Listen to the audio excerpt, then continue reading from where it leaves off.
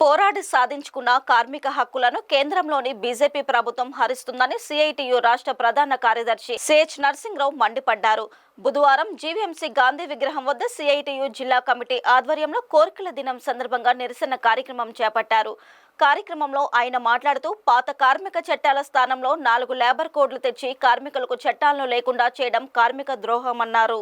కేంద్ర ప్రభుత్వం విధానాలకు వ్యతిరేకంగా దేశవ్యాప్తంగా సిఐటి ఆధ్వర్యంలో డిమాండ్ స్టే జరుగుతూ ఉన్నది. కేంద్ర ప్రభుత్వాన్ని 303 స్థానాల నుంచి 240కి దిగించిన కార్మికులకు వ్యతిరేకంగా చేసే విధానాల్లో మార్పు ఏమీ లేదు. ప్రావిడెంట్ ఫండ్ చెల్లించినటువంటి యజమానులకి గతంలో 25% జరిమానా ఉండేది, దాన్ని 5%కి కుదించారు. ఇప్పుడు ప్రావిడెంట్ ఫండ్ చెల్లించే యజమానులు కూడా చెల్లించకుండా మానేస్తారు. ఆ విధంగా యజమానులకు అనుకూలంగా గతంలోనే 17.4 లక్షల కోట్ల రాయితీలు కేంద్ర ప్రభుత్వం ఇచ్చింది అత్యంత ధనవంతులందరికీ. ఈరోజు కూడా ధనవంతుల పక్షపాతంగా బీజేపీ వ్యవహరిస్తుంది. కార్మికులకు వ్యతిరేకంగా లేబర్ కోడ్లని అమలు చేయాలని చెప్పి చూస్తూ ఉంది. స్కీమ్ కార్మికులందరినీ కూడా పర్మనెంట్ చేయాలని, వాళ్ళని కార్మికులుగా గుర్తించాలని డిమాండ్ చేస్తున్నాం. పాత పెన్షన్ స్కీమ్ని అమలు చేయాలని చెప్పేసి కోరుతున్నాం.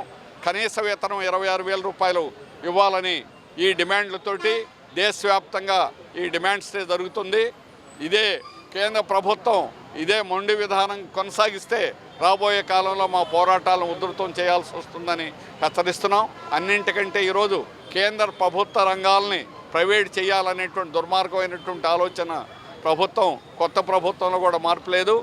రాష్ట్ర ప్రభుత్వం ఒత్తిడి చేసి ప్రైవేటీకరణ విధానాలని వెంటనే ఆపాలని చెప్పేసి కోరుతున్నాం. ప్రజల యొక్క ఆస్తితో నిర్మించుకున్నది ప్రజల యొక్క సంపద.